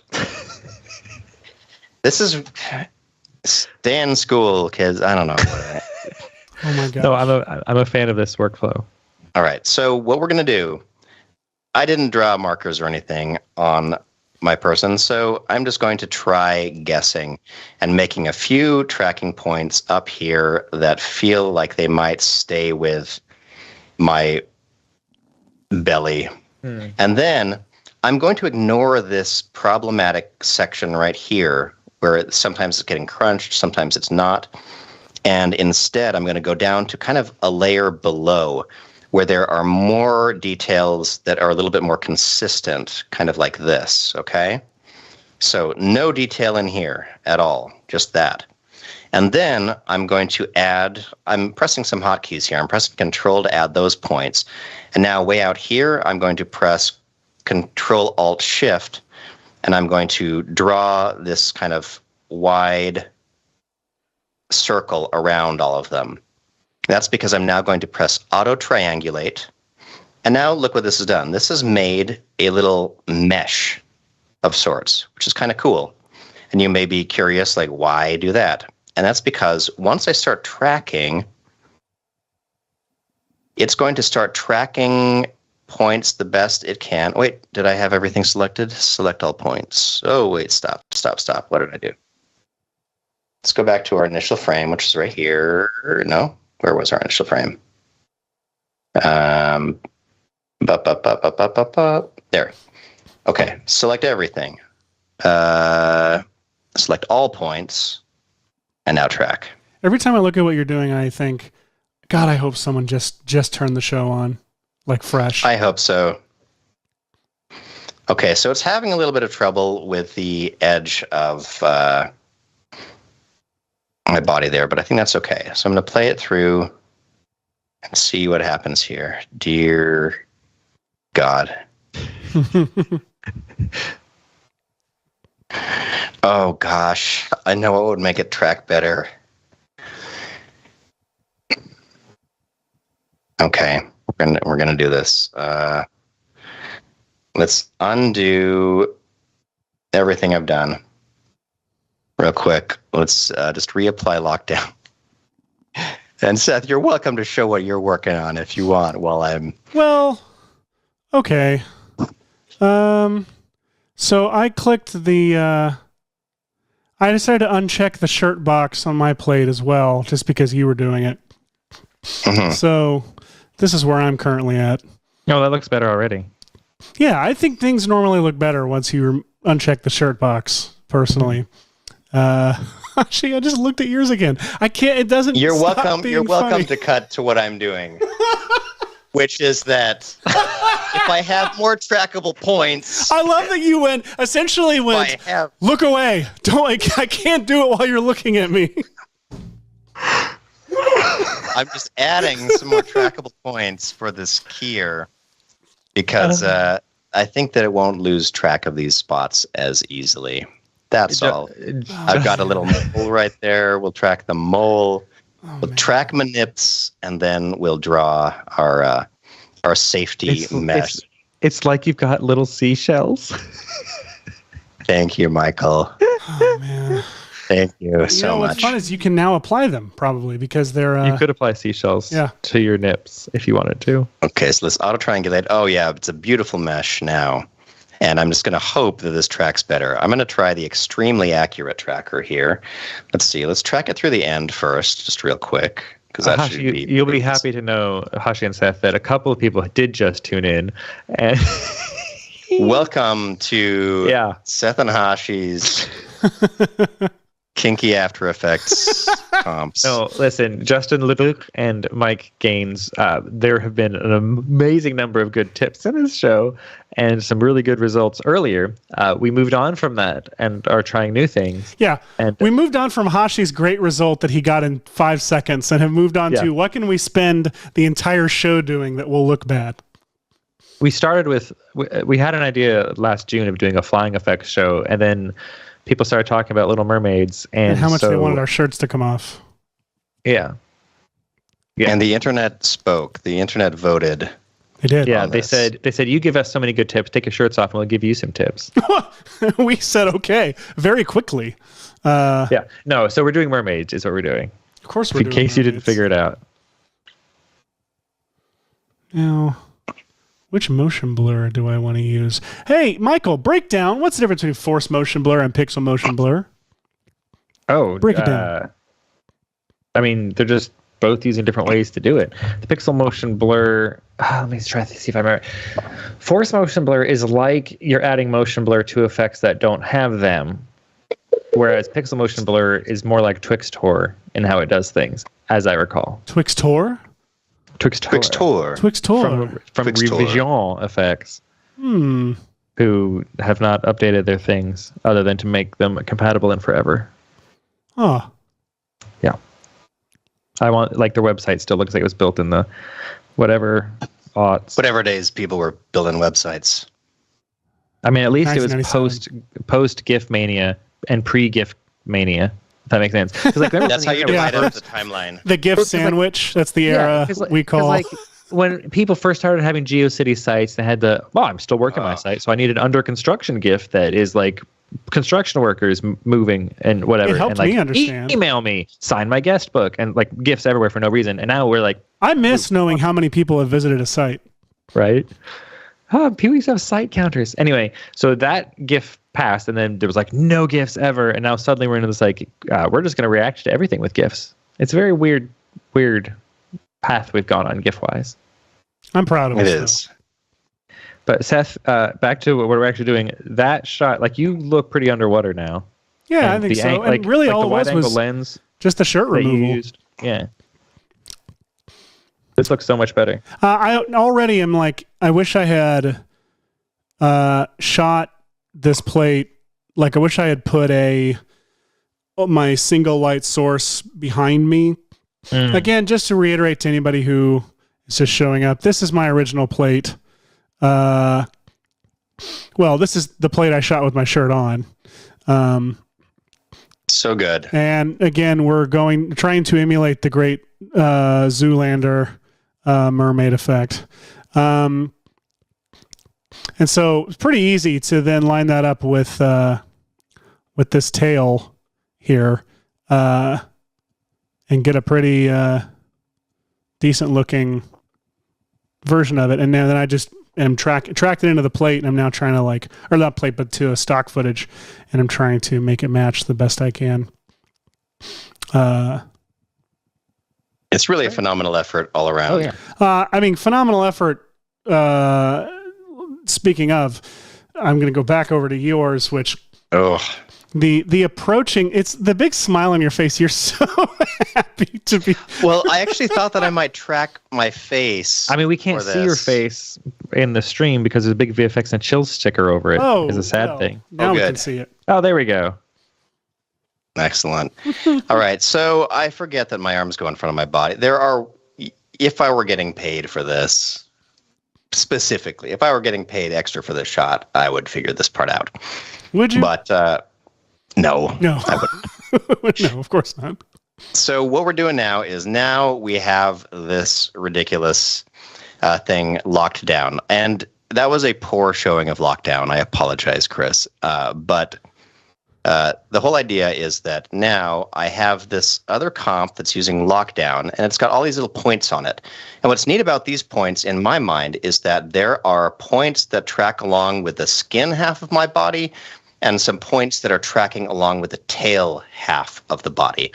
So what I'm hoping I can do is if I now press this lockdown button, it's going to give me this thing called track stabilized. And now there's this temporary checkerboard pattern in here.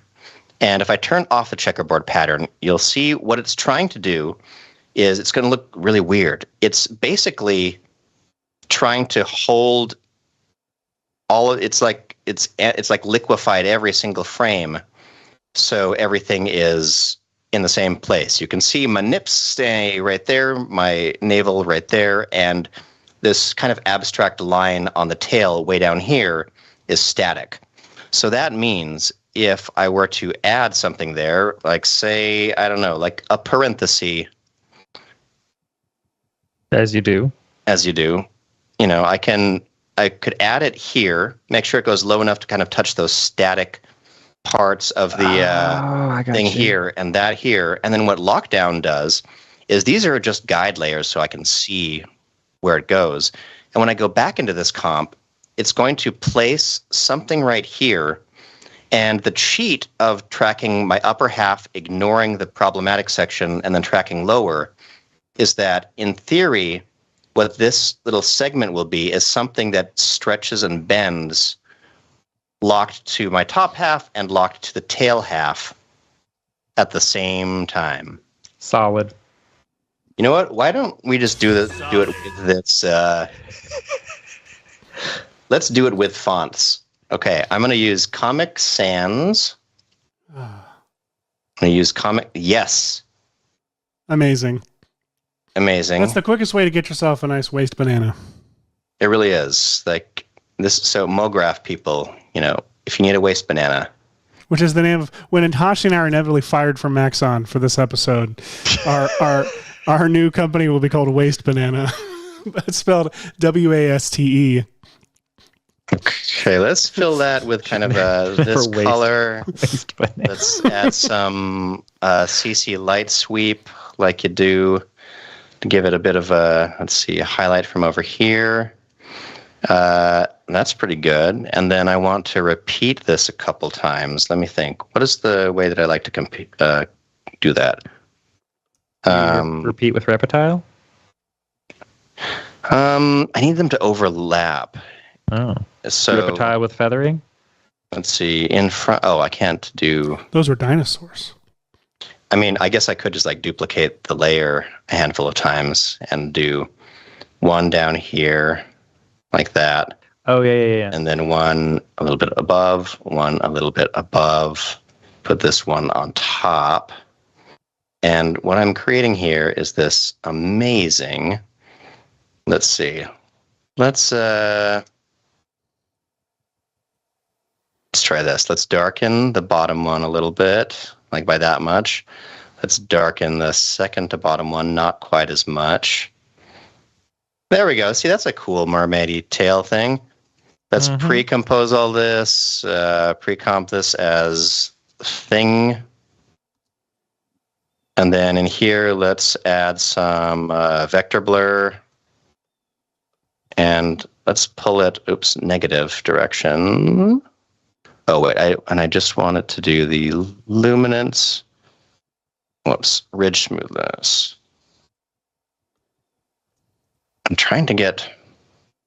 I'm not getting what I want with this. Maybe I should add some fractal noise first. Fractal noise in overlay mode with a higher complexity and a smaller scale in cloudy or dynamic. No, what do I want? Rocky? Sure. David Fairchild says we went from fish frill to pool noodles. Pool noodles. I mean, going from fish frill to pool noodles sounds like a lot of people going from a 6-pack to a canned koozie. There's some weirdness happening here, but I kind of love it. Okay, so this thing, let's... I can't believe that this is what I'm doing on the internet right now. I can. Yeah, fair enough. Okay, let's... This is how we feed our children, Hush. It is. All right.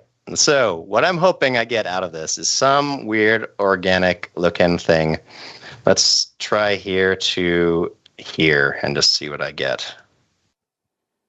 Oh, God. I don't know what I was thinking. If I got to plan this again, what I would do is I would put dots on my body so my body could actually track, my tail could track, and lockdown would create this cool little segment in between.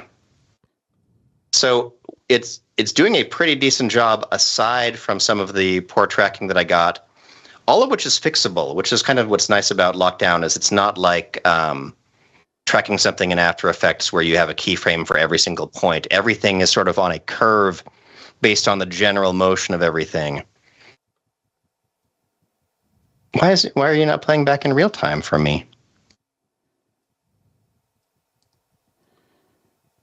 Maybe it's the green bar is lying. Lying green bar. What the heck? You say you're all good to go. Say you're all good to go. There we go. Hey. Okay, so you can see right there, one of the funny things that happens is when my the shadow of my arm moves up, lockdown tracked along with it. But I think, wait, why does it play when I'm zoomed out and not when I'm zoomed in? Is it really that much more difficult for the computer? Are you zoomed out at full res? Now I'm zoomed out at 100, Yeah. and it seems to play back smoothly. So aside from that weird little glitch with the thing, I've got this nice little like waist beard like scale thing going on here. But you all see what we were going for. It's a cheat that is using lockdown to attach something to the upper part of the body and to something lower to hide the ugly seam, because without that, it looked like this, which actually remarkably does look better probably, but it didn't exactly before. And good God, that's what we need on our goodbye screen for today is just is a little whenever I say goodbye. And we didn't get to, unfortunately, I wanted to do some like 3D hair underwater simulation stuff, but I'm not feeling it. Yeah, I mean, we do have 7 minutes left. Yeah. Just do this. Which is good. Or we could just add sharks to everything we've been doing. Ooh, adding sharks would be good. Adding sharks is good. Yeah, so I've got 2 right now behind me. And I'm thinking about adding a few more. Oh, those are lovely sharks. I like those sharks. Thanks. They're pretty fun. I found them on Production Crate. Hey, They're I'm cool. a shark. What's up? They've got some heavy caustic lighting on them. Yes, and also some heavy caustic lighting on Production Crate. Also some sardines passing, which I like. Nice. Ah, So I might and a little sardine swimming particle and these little like stationary bubbles, which would make really good particles. I was going to do some today, but I ended up not doing it. Well, everybody, gorgeous. we do have 6 minutes left. What do we want to do with our 6 Let's see. minutes? Here, Just cut back keep to me. adding sharks? I'll try doing something real quick. Okay. You're gonna love it. Okay, so I'm just in cinema. I'm just gonna model this little shape right here out of a sphere. We're gonna go to polygon mode and select this object again, and we're going to do. Actually, let's select all and let's deselect the face. Let's say the face. Whoops, would be. I don't like the way that looks. Why does this polygon selection look so different to me?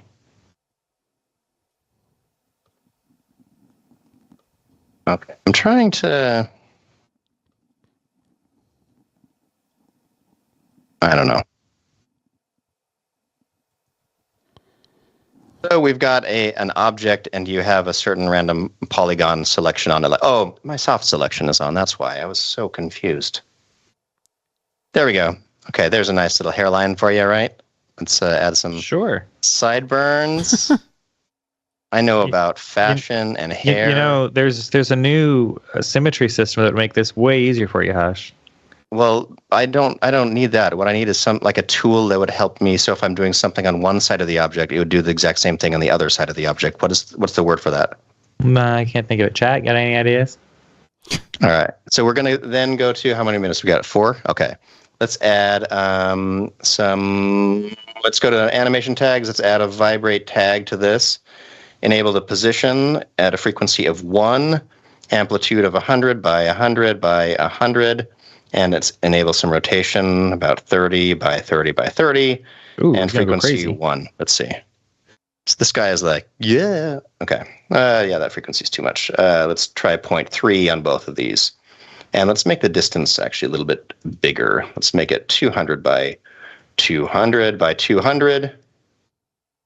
And then we will make the frequency on that even smaller, like 0.2. Okay, so what I want this to be is just like, there we go. See, like I'm a little like guy floating under the water, okay? So you get something like this, and honestly, I would have got this by object tracking my face, which is why I tried holding my face still in like a weird, not changing my expression at all mode. But let's go on to simulate hair objects, add hair. Boom. Boom.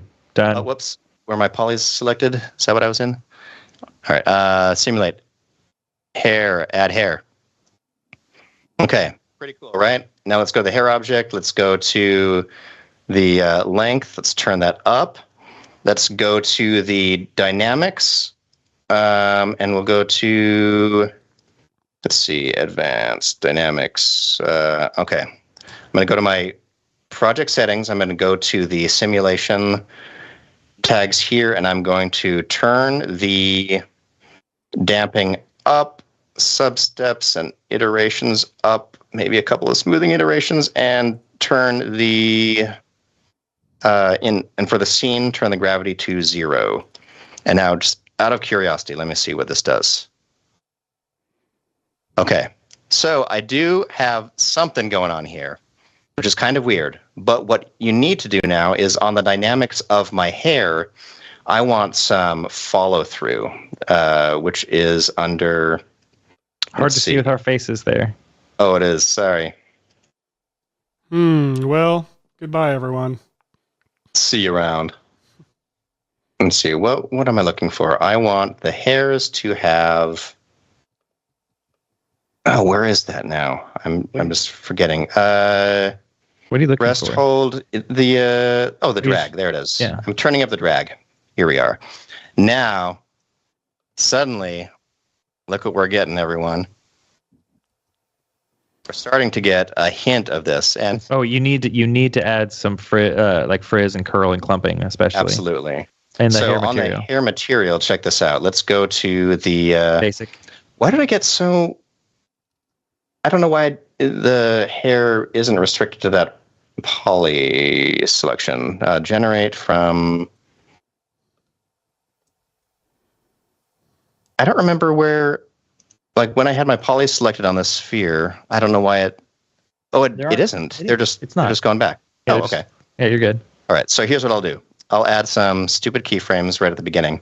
So let's go turn on auto keyframes. Oh, why did I do it that far out? Let's go to the very beginning again. 10 frame. I don't know. I swear I'm doing something. We got what? 1 more minute? Yes, hurry. Oh my God. Okay. Keyframe there for the face, and then keyframe way back here for the face, and rotate it a little bit backward. So it'll have to move forward for a second. Let's see if that does what I want it to do. Okay, there we go. So now it pushes that hair back. It's kind of wild. And here in the hair settings, you can add a lot of cool things. Like you could add some clump. So the hairs are kind of sticking together, a little bit of curl and wave to them. And then you won't see it so obviously here in this view, but watch when I start to render. Oh, yeah. Wow, that's dramatic. That's different than I that's your curl. Take your curl off. Oh, my curl is too much. Oh, that's a lot of curl. Okay. Yeah, you need the clumping. You definitely want the clumping. I want the clumping. And probably a little bit of frizz.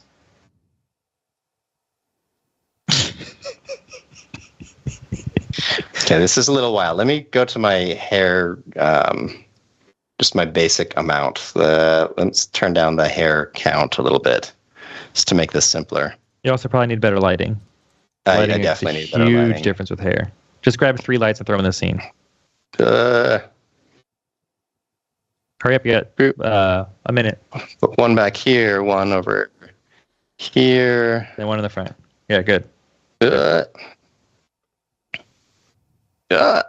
There and way up. Oh my gosh. Play, let it move. Okay. So now we've got some underwater hairish dynamics. And I actually feel like I could probably change the project settings to have a little bit of gravity. Mm-hmm. Because it's underwater, like things would sink. So here's this. You probably need the hair. I gotta go to the stiffness. Stiffness down.